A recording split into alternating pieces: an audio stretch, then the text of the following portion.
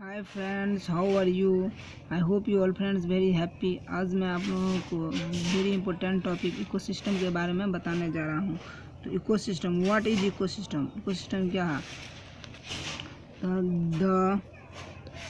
The relationship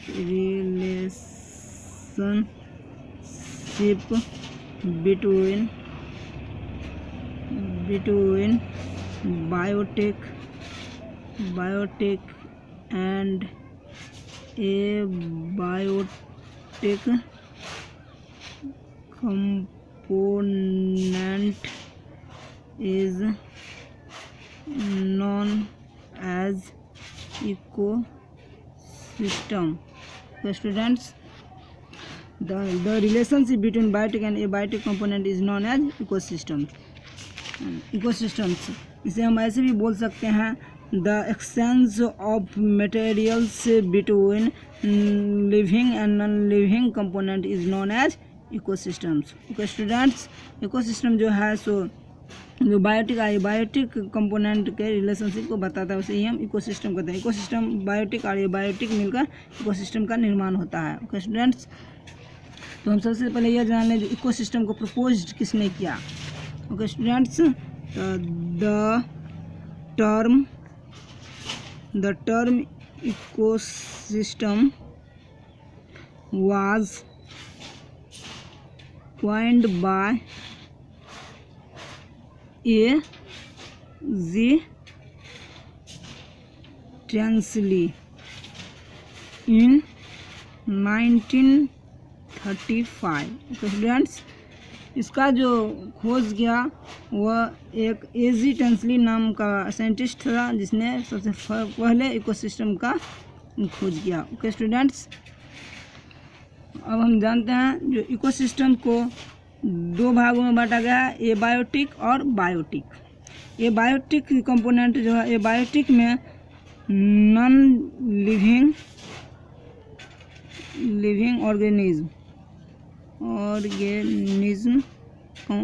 organism को शामिल किया गया है। ओके स्टूडेंट्स, एबायोटिक में आता है, एबायोटिक के अंतर्गत आता है आपको हीट, टेम्परेचर्स, उसके बाद pressure, proteins, carbohydrate, lipids. Okay students, यह सब क्या है? एबायोटिक कंपोनेंट है। इसके बाद है बायोटिक कंपोनेंट। बायोटिक कंपोनेंट के अंदर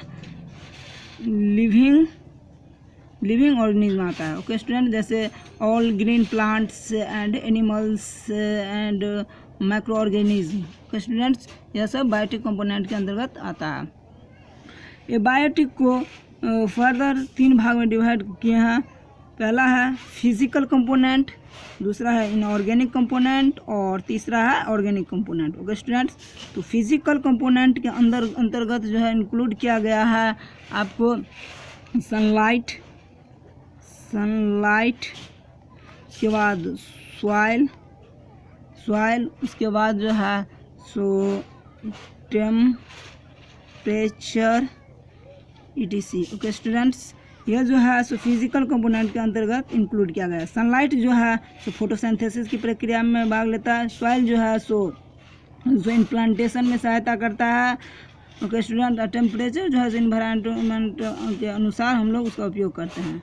ओके स्टूडेंट्स, इसके बाद है इनऑर्गेनिक कंपोनेंट। इनऑर्गेनिक कंपोनेंट में जो इंक्लूड किया गया है वो है आपको oxygen, nitrogen, carbon dioxide. Okay students, यह सब जो है इनऑर्गेनिक कंपोनेंट के अंतर्गत आता है। ऑक्सीजन जो है सो हमें रिस्पिरेशन में सहायता हेल्प करता है। नाइट्रोजन जो है सो नाइट्रोजन स्थिरीकरण में हेल्प करता है। कार्बन डाइऑक्साइड जो है सो हमें फोटोसिंथेसिस की प्रक्रिया में हेल्प करता है। ओके स्टूडेंट्स, उसके बाद है ऑर्गेनिक कंपोनेंट। ऑर्गेनिक कंपोनेंट के अंतर्गत जो है सो जितने भी ग्रीन प्लांट्स है और एनिमल्स है उसमें पाए जाने वाले आपको प्रोटीन, उसके बाद फैट, उसके बाद कार्बोहाइड्रेट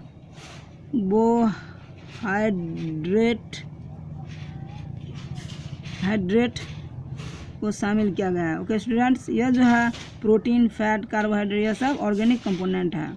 ओके स्टूडेंट्स, इसके बाद ग्लूकोज ETC। ओके स्टूडेंट्स, तो अब हम जानते हैं बायोटिक कंपोनेंट के बारे में।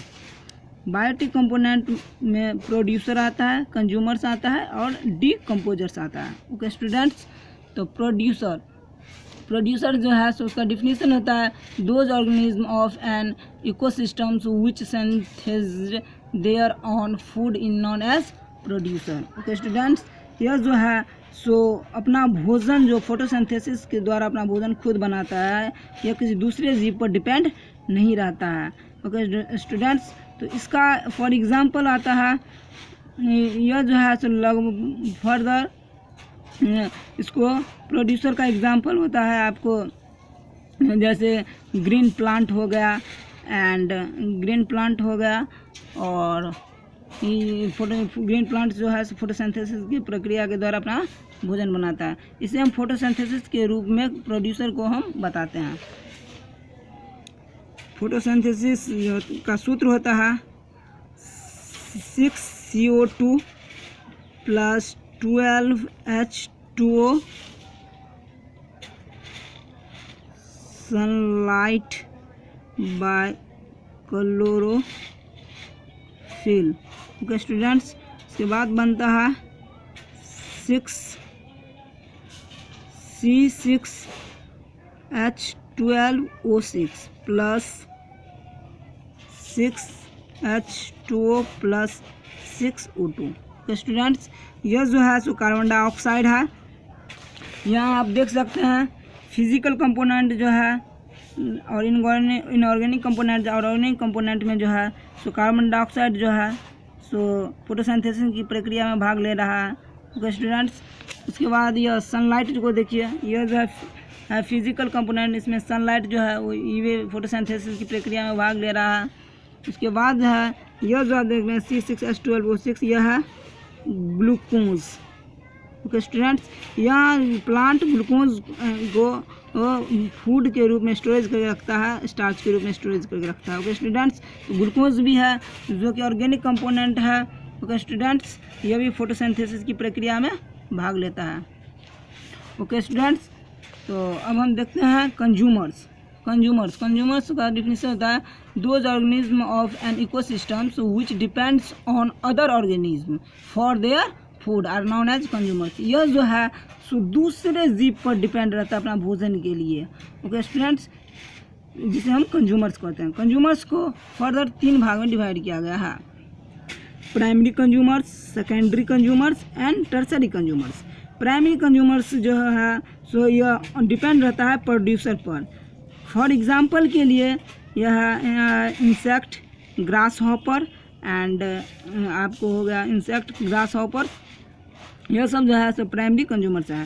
सेकेंडरी कंज्यूमर्स जो हुआ तो यह जो है प्राइमरी कंज्यूमर्स पर डिपेंड रहता है। ओके स्टूडेंट्स, इसका एग्जांपल हो गया स्नेक, लिजार्ड, यह सब जो है सो सेकेंडरी कंज्यूमर्स का एग्जांपल है। टर्सरी कंज्यूमर्स जो है जो प्राइमरी कंज्यूमर्स और सेकेंडरी कंज्यूमर्स पर डिपेंड रहता है फूड के लिए। ओके स्टूडेंट्स, जिसे हम टर्सरी कंज्यूमर्स कहते हैं, जिसे हम कार्निवोरस भी कहते हैं, यह मांसाहारी होता है। ओके स्टूडेंट, यह इसका एग्जांपल हो गया आपको, फॉर एग्जांपल के लिए हो गया लायन, उसके बाद टाइगर। ओके स्टूडेंट्स, अब हम देखते हैं डीकम्पोजर्स के बारे में।